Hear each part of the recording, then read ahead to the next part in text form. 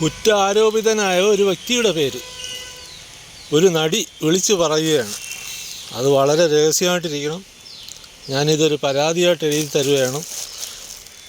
ഈ സിനിമാ കമ്മിറ്റിയുടെ അല്ലെങ്കിൽ സിനിമാ സംഘടനയ്ക്കുള്ളിൽ തന്നെ ഈ പരാതി തീർക്കണം എന്നൊക്കെ പറഞ്ഞിട്ട് സിനിമയുടെ ഒരു സെക്രട്ടറിക്ക് കൊടുക്കുമ്പോൾ അയാൾ ആ എതിർകക്ഷിയുടെ പേരും വിളിച്ച് പറഞ്ഞ് മൊത്തത്തിൽ ഈ പരാതി കൊടുത്ത നടിയുടെ പേര് അവഹേളിക്കുന്ന വിധത്തിൽ അങ്ങനെ ഒരു പ്രസ്താവന ഇറക്കുകയും ചെയ്തു.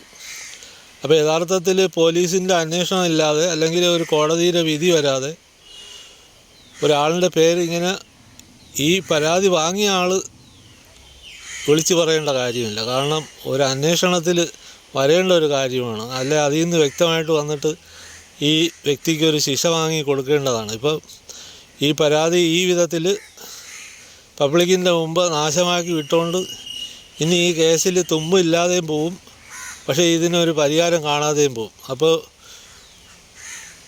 ഈ